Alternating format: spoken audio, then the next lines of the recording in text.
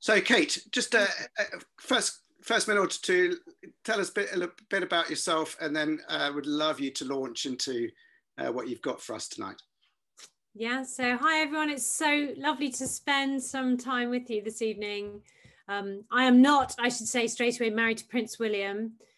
Just to be utterly clear on that, no princes or princesses in my house, but I do have a son who is 8, daughter who's 15. I am, as Peter's already said, I'm a psychologist by background, working partly with the church, but also I'm the director of, one of the directors, I should say, of the Mind and Soul Foundation. So we're a national organisation all about encouraging people in the church to engage with this whole wonderful world of mental and emotional health and well-being, whether that's ill health in times when people are struggling with illness, but also a particular passion of mine is what it means to really thrive in life, to get the best out of your brain, and particularly when life is throwing challenges at you, how to do that well. How do we do the moments in life when it becomes more tough, when we face pressures or hardships? And of course, therefore, I wandered blissfully ignorantly, like we all did, into 2020 and hit pandemic life, which has therefore been an interesting and busy season for us, speaking to many people about how to get through this season. Great. So what I wanted to chat to us about this evening really is the nature of this season, and it is a unique time. I mean, it's something that I don't think anybody's faced before. I'm on many of the psychologist forums where people are discussing the challenges that we're facing and what this season is looking like, and it has been an emotionally really complex time, and as a psychologist it is fascinating to me actually seeing how we have responded to this as people, as culture, as society, as communities, and as leaders as well. In some ways, I guess this is a unique moment of clarity for us around some facts about emotional health and well-being. And for us as leaders and people working in the church, unusual and perhaps unsettling, because we're much more used to situations where we speak into somebody else's situation, where we speak into someone's life. And I guess that represents the way that we prefer to view mental and emotional well-being. Many people like to think of it as sort of two boxes, and there's their healthy box and then there's their ill box, and most of us are lucky enough to be in their healthy box, and we prefer to think of ourselves in that space, and we speak to people in the ill box, and we reach out and we talk about how we manage the challenges of illness when you find yourself in that box. And we don't like to think that that's something that will ever happen to us, that will be ever relevant to our own context. But of course, the reality is that emotional health and well-being is not about boxes at all. It's not binary. It's a line. It's a continuum. Life pushes us up and down this line. We all have good times, bad times, difficult times, times of thriving, times of challenge, times of pressure. And in the midst of that, nothing is binary. Some of our best and most spiritually forming times can be the times that have also been hardest and most challenging. And yet also when we have the highs of life, sometimes those are the spaces where we can explore and learn more about ourselves. So this is a season of clarity, but it is also therefore probably one of the most challenging seasons to have ever led through. And I think particularly for us as church leaders, there are two aspects of that make this particularly challenging. And number one is just the level of disruption. You know, I speak in many different contexts, and lots of people have seen their lives change in this season. You know, obviously, if you talk to frontline workers, I started out as a medic, so I have a lot of friends who are medics. As a psychologist, I have a lot of friends who are working in mental health teams. Those contexts obviously have changed. I work in a lot of schools where, again, things have changed. But by and large, those two spaces are able to operate more normally than most church spaces. And I know many of you coming from the Anglican Church will be in a space where you're able to run some kind of service at the moment, but it isn't normal. It's a long way from normal. And I think those ongoing challenges to how we do ministry are making it particularly difficult. There is a particular, what psychologists call dissonance in so many moments of life at the moment, because in the one hand, we're able to do things, but in the other hand, we're constantly managing frustration and awareness that this is not the ideal. So I sat the other day with someone in a pastoral moment who was just devastated by something that was happened, weeping, so upset, and the frustration in that moment of not even being able to place a hand on a shoulder. And these are things that we are carrying, that we are managing day in, day out. And so I think that really is difficult. That is a challenge for us.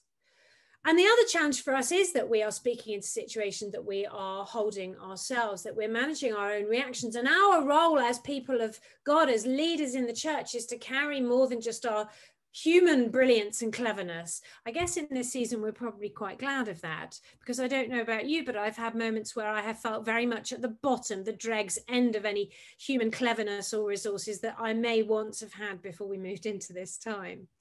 And in this session that we're starting off with, I really want to explore why that is. Why are we all feeling so much at the end of ourselves? Why are we feeling at this space where we're so aware of our limitation? Why are we all feeling so weary? I exchanged texts the other day with a friend of mine who's a church leader locally, and that was what she said. She said, I just feel really weary. And when she said it, I thought, gosh, that absolutely hits where I'm at too. So why are we all feeling like this?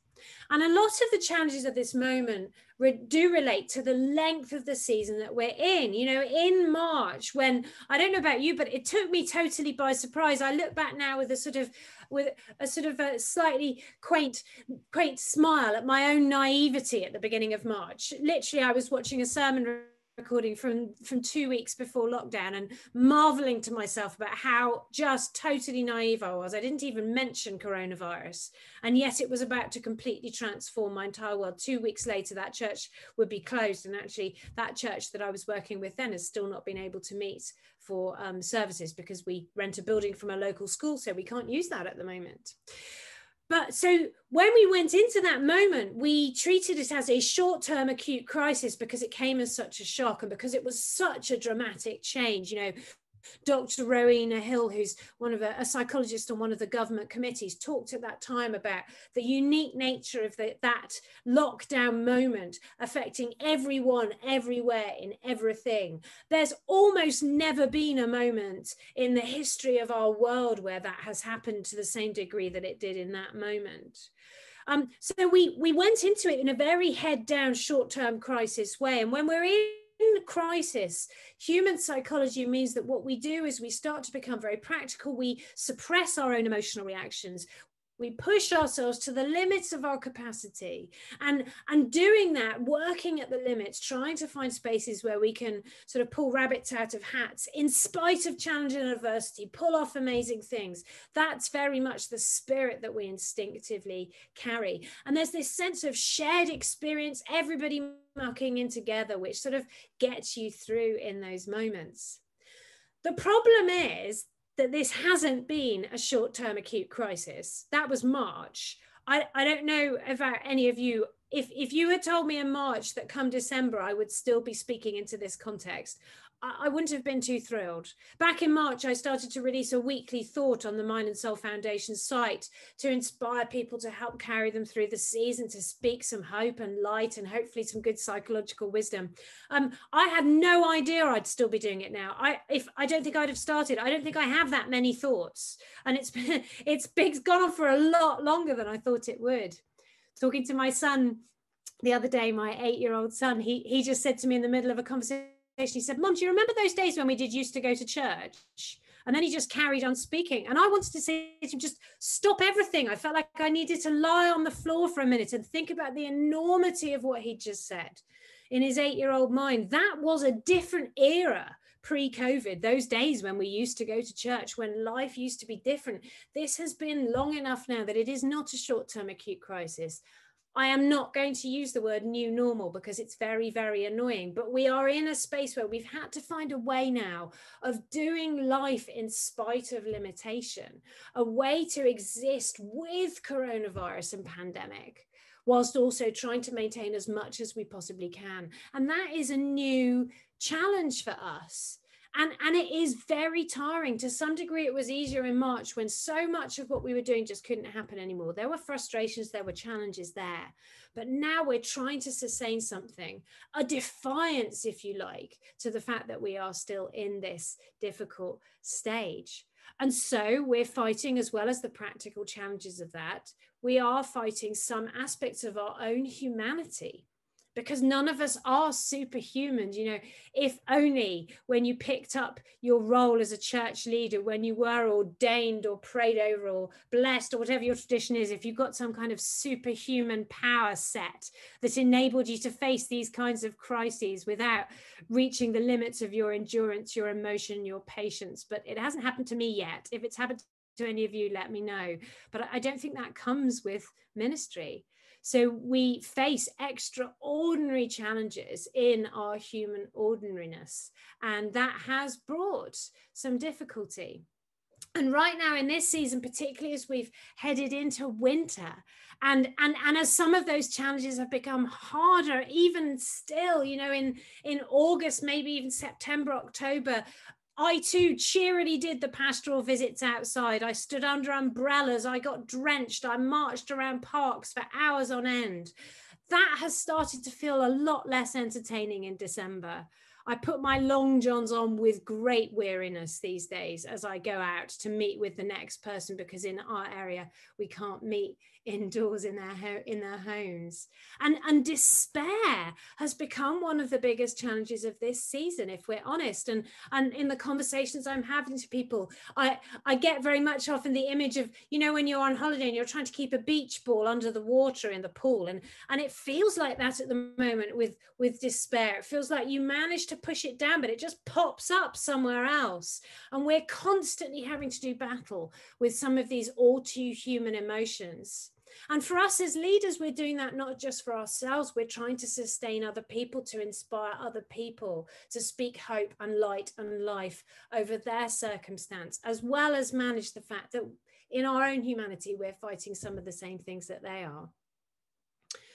And so psychology can help us to some degree to understand what's happening. And even more, my personal passion, that overlap of where our psychology and our spirituality and some of the teaching of the Bible can give us an inspiration that is beyond ourselves. And we can take great comfort in the fact that the whole message of the Bible is that when we reach the end of our human limits, that is not the end of the story, because there is something else beyond ourselves, something actually bigger, better, more inspiring and more hope-filled than ourselves. Because we are reaching our limits. You know, one of the interesting things about human beings is just how great our need for control is. The illusion that we have control and influence over the world. You know, the Genesis story is one of God's creation, taking chaos and disorder and bringing to it order and beauty and creativity and all the wonderful things. And then what he did, of course, is he put human beings in charge. That Genesis command to subdue the earth, the Hebrew literally does mean maintain this control, maintain the order, hold the balance between chaos and disorder. So all of us as human beings are to some degree designed to be control freaks. We have an inner yearning to be able to exert influence. And perhaps that's why in moments where we feel all too aware of our lack of control and actually our helplessness in a challenging situation, we experience so much despair. Did you know you actually have a despair center in your brain? It's a part of your brain that when you do feel out of control, it triggers that awful, all-consuming, suffocating combination of feelings and emotions that we do describe as despair. And this season has left us so out of control. We are so aware that as we try and maintain and sustain some of the things that we need to in this moment, we cannot end pandemic. And that's unusual. Usually as a psychologist, when I speak into someone's situation, I am helping them to think about how they can bring about positive change. In this situation, I cannot change the biggest thing that is making people miserable. So instead, what I'm trying to do is teach people, how do you tread water? How do you sustain yourself? How do you manage to keep that despair from becoming overwhelming in these moments?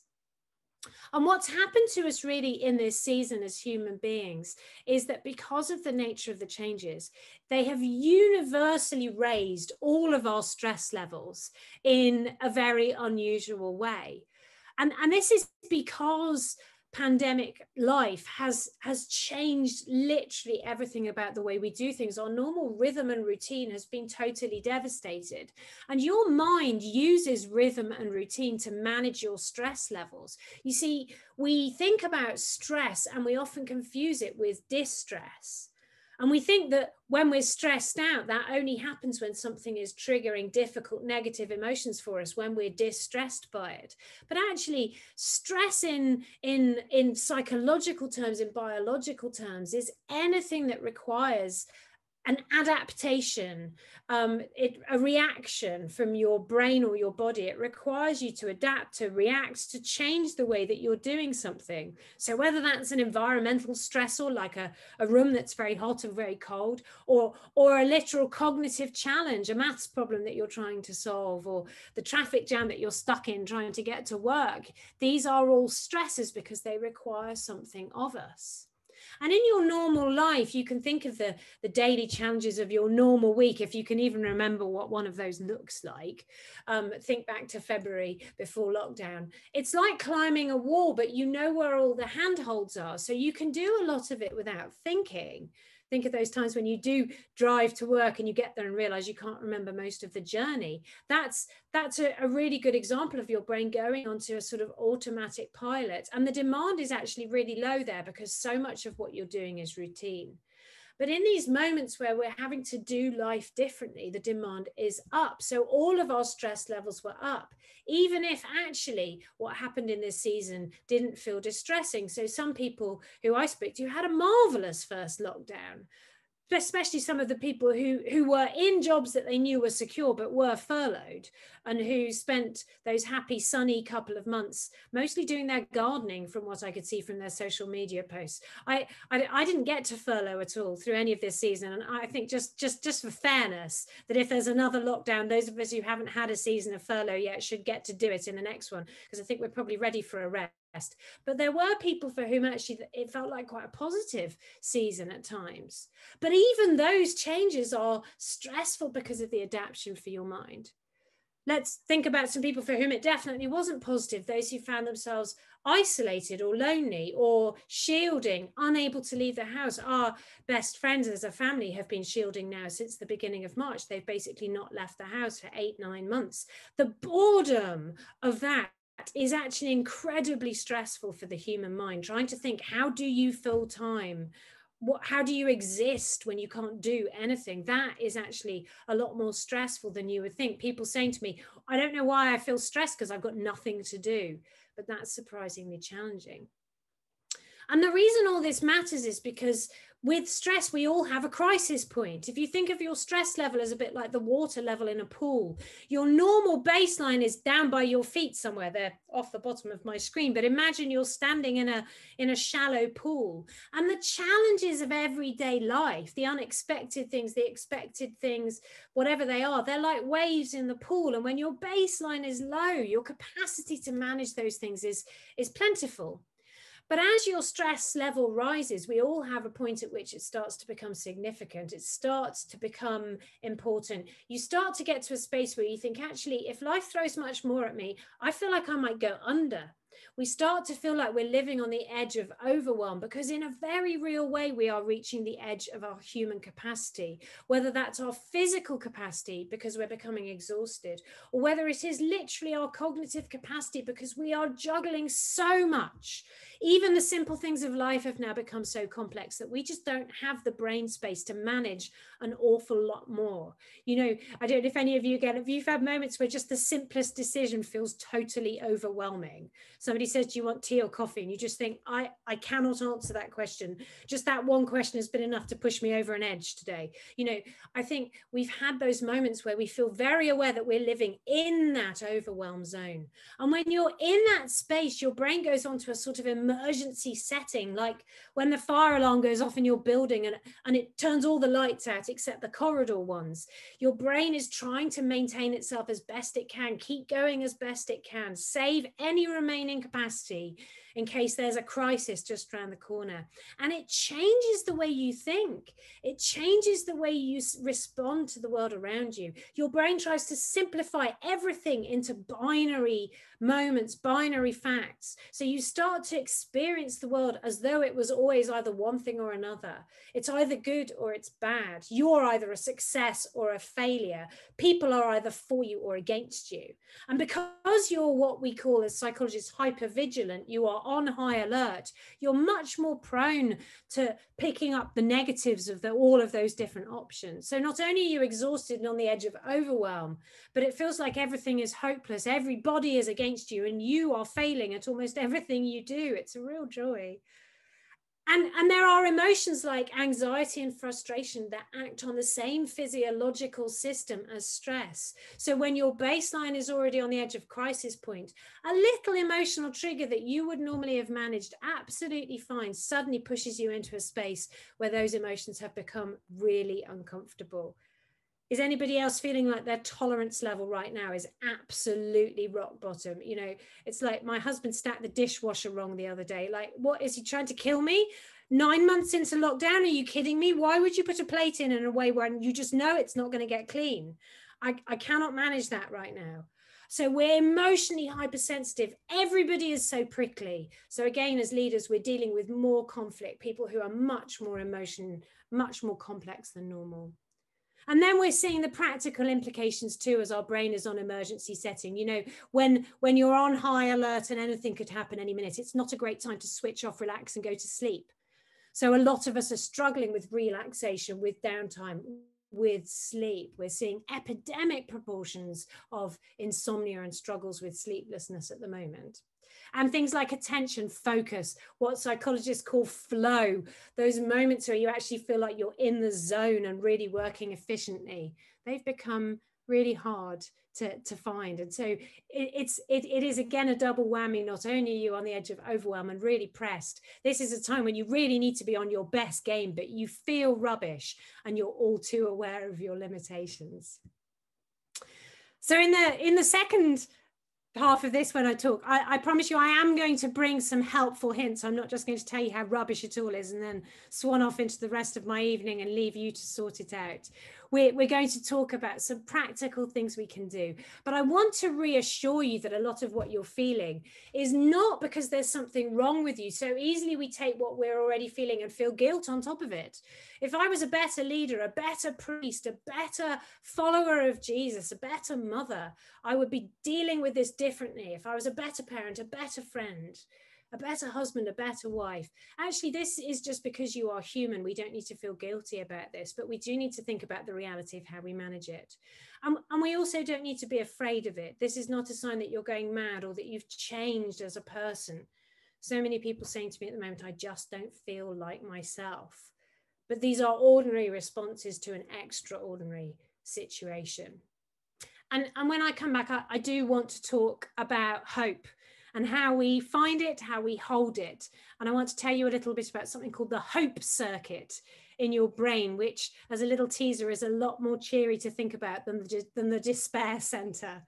And I'm going to reflect a little bit also in something that Paul said in Romans 5, which I'll just leave you with as a teaser. This is something he wrote that we'll talk a little bit more about in the second half after you've had some breakout time. Paul said this, he said, suffering helps us to endure, and endurance builds character, which gives us a hope that will never disappoint. So I want to talk about how we harness the hope circuit, how we dig deep into that, and how we hold and carry hope for other people, and combine that biblical perspective with some more insight from human psychology. Welcome back, everyone. I hope you had some interesting conversations. So I've teased you with the promise of some good news. So let's go on to think about hope and about that short passage from Paul's writing about suffering and how it helps us to endure, and endurance building character, which brings hope. According to my daughter's 15, and one of the most, apparently I have many annoying things that I say, and great sympathy for my daughter because I actually am a governor of what is currently her school, and have run now, we're in our second year of running a whole school well-being program. which I've designed and written. So there was a moment where she came in and she said, Mum, you know all those really annoying things that you say all the time? She said, why are they on posters stuck up on the walls in my school? So anyway, but one of those annoying things that I do is to talk about things that are character building. And that's in effect what Paul is talking about here. And so I want to talk to you about this part of your brain that some people call the hope circuit. And this is a combination of areas of your mind and of potential that you carry within your human being and person. And what these things do when we can activate and harness the power of that part of our mind is it triggers the good stuff of life. It triggers positive emotion. It helps us to feel more motivated, more in control, more creative. It's about bringing out the best version of yourself. And even better than that, when that circuit is activated, it directly inhibits and therefore switches off the despair center. So in moments where we're facing challenge, where we're facing tough times, if we can proactively and intentionally do things that trigger this hope circuit, that harness that capacity of our mind, we can not only trigger some good stuff, but also switch off some of the most difficult things that we feel and experience in a moment. But what's really interesting as well about the hope circuit and the way it works is that it really is something that we have the capacity to grow and develop. And actually in younger children and younger teens, the hope circuit is almost doesn't function because actually their capacity for control and influence is relatively small. But as we go into adolescence and hopefully our children, our young people start to realize that they can have influence, they start to form their own identity as separate people, they start to learn how to harness this hope circuit and they start to grow this ability. But the most formative times in life for growing your ability to use your hope circuit are, guess what? Life's tough moments. And when Paul talks in that passage from Romans 5 about when we are enduring and persevering, the Greek that he uses there does talk about when we are held under difficult times, when we are in effect forced to live in moments that are challenging, that are tough. And what he's saying is there's something about those moments that can develop our character, develop our maturity, and increase, therefore, our capacity to carry hope. So not only in this moment can triggering this center help you now, but it also helps you to grow your capacity long term, to develop your character and your maturity, and also your ability to hold hope and light and life and the good things for other people, to carry those into the context and the spaces that you're working in. So this is really interesting to us in this moment. And there are all sorts of different lists that different psychologists draw up of ways to trigger this center. We could discuss some interesting things coming from the Bible around things like fruits of the Spirit, which also talk about things that, guess what, if you look into the research, would match very well some of the findings from human psychology about what triggers this circuit. I want to talk about three things that are very practical today that we can do, that we can proactively build into this season, because I think practical steps are very important right now. And happily, they all start with the letter P, because obviously I preach a lot, so I like to talk in groups of things that all start with the same letter. And the first one is positive emotions. Now, let me immediately pause and just be clear what I mean about this, because when we went into the first lockdown, there was a lot of very sort of British stiff upper lip, blitz spirit, forced positivity around, wasn't there? We were all trying to be very jolly and positive and cheer one another on. Now, that stuff is good and it was really valuable, and there were some wonderful things that came out of that spirit. But it's a coping strategy for a short-term crisis. You cannot sustain that over the long term, because to do that, you have to suppress and hold down the difficulties of the moment. You have to proactively think, I'm not going to give in to those things. I'm going to stay positive. And that works in the short term, but in the long run, you will become exhausted. Those things will start to bubble to the surface. And also, if you're going to have any hope of maintaining that, you'll have to switch off not just your negative emotional self, because you can't be that selective. You'll end up dampening down and sort of dumbing down your entire emotional self. And what that means is you lose the capacity to feel anything, including the positive emotions. And so many people are coming to me now saying, I don't enjoy anything anymore. I can't find happiness. I would ask you, can you remember the last time you really laughed? I ask leaders that in normal contexts, and it's often quite a hard question for us to answer as adults in busy lives, but in this season, it's become even harder. And some of us are so disconnected from our own emotions that we risk hitting a wall without even realizing that we're running towards it. And it's very important, therefore, that in order to experience positive emotions, we allow ourselves to reconnect with our emotional selves. And what that may well require is allowing ourselves to express, to admit the existence of some of the difficult things that are part of this season. Things like loss, for example. Loss has been everywhere in this season. Now, some people, some of us on this call, some of the people you're ministering to in particular will have experienced the loss of bereavement and grief in this season. But even if you haven't experienced that, we have all lost things. We have lost normal life. We have lost connection with our closest friends, with some of our loved ones. We have lost key moments.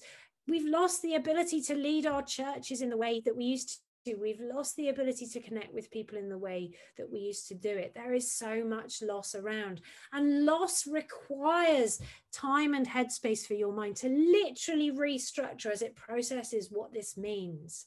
Some of those losses raise questions in our minds about some of the most basic foundational beliefs that we used to build our lives on.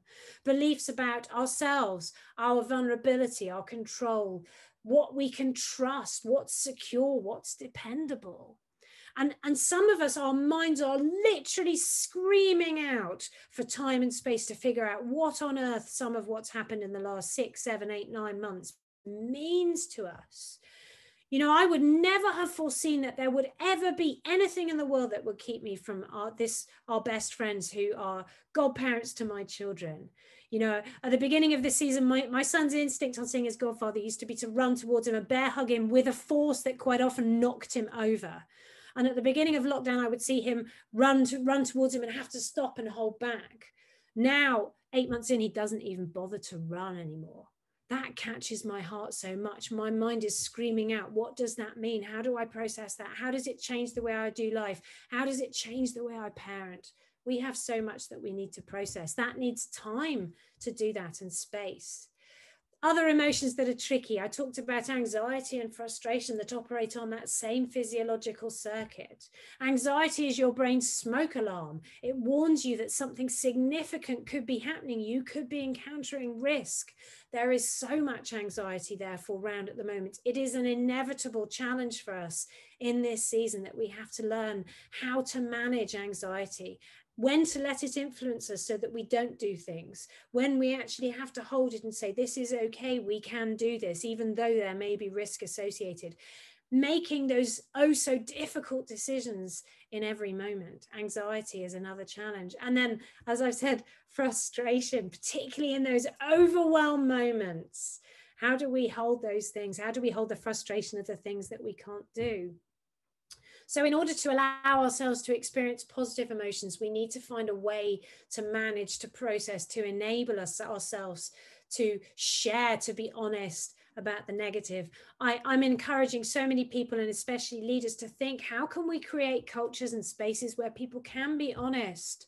Remember, our tendency with emotional health is to wait until we become ill before we think about it, to wait until we hit crisis.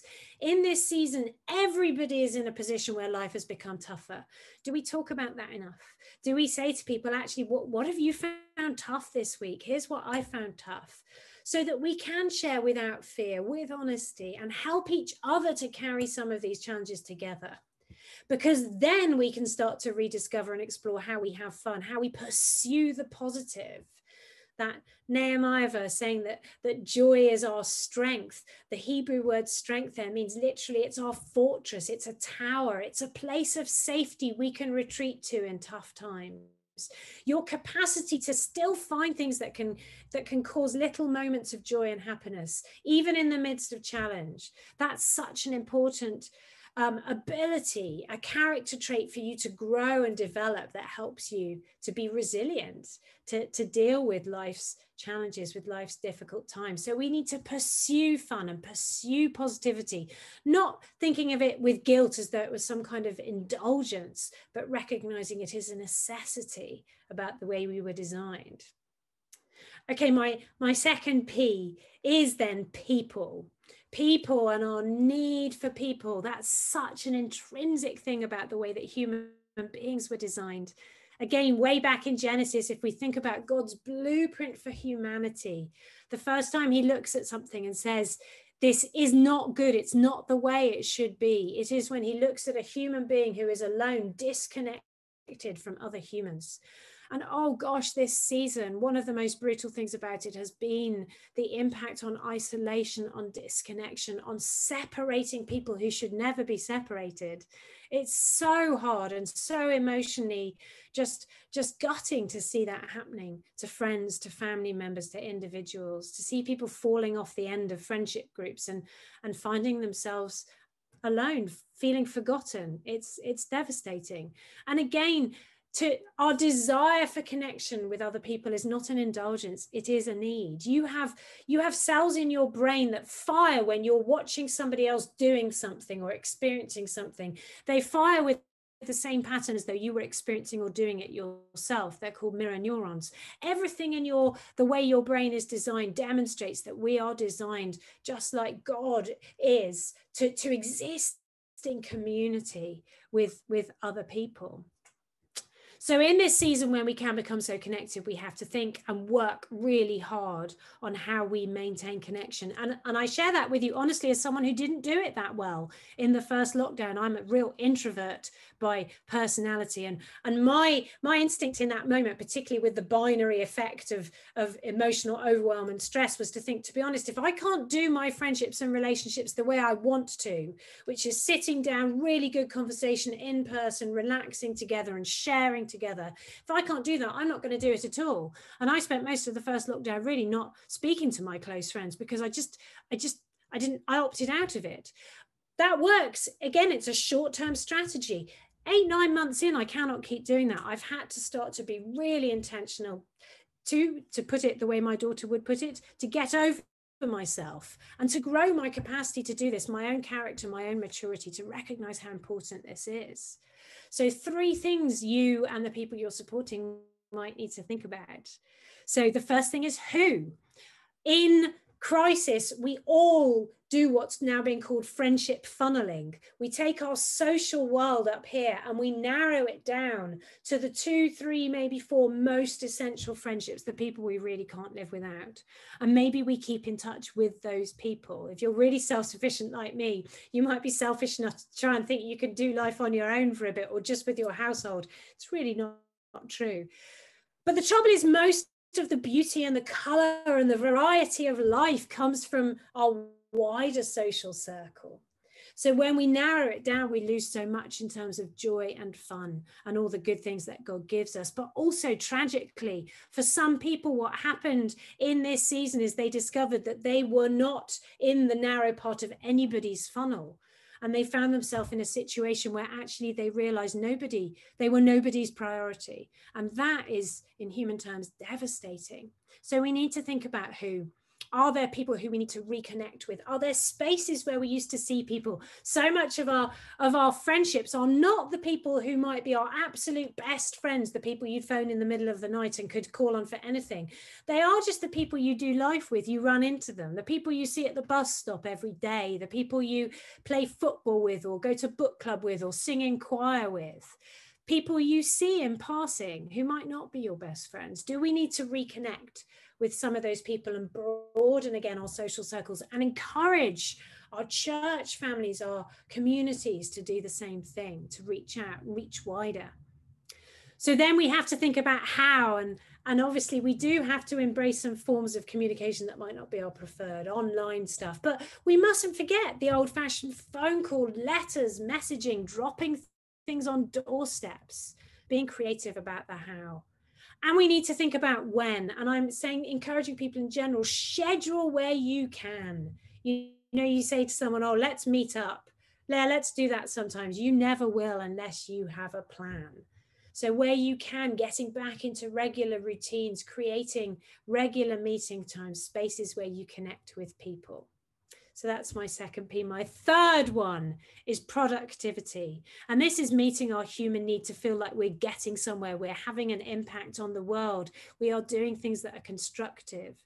You know, we do need to feel that sense of impact and control, and we can play with that in that season. You know, in some of the most challenging moments in this season, like was it on Halloween when they announced the next lockdown was that Halloween Saturday, wasn't it? And my daughter strolled through the kitchen, just said, "All right, Mum," she said, "Are you sorting out the spice cupboard yet?" And I was like, "No, but I'm about to," because sometimes things we can do that bring back that sense of control, that order, that meet our intrinsic human need to be bringing order out of chaos, they can help in times when the world around us feels in chaos and disorder.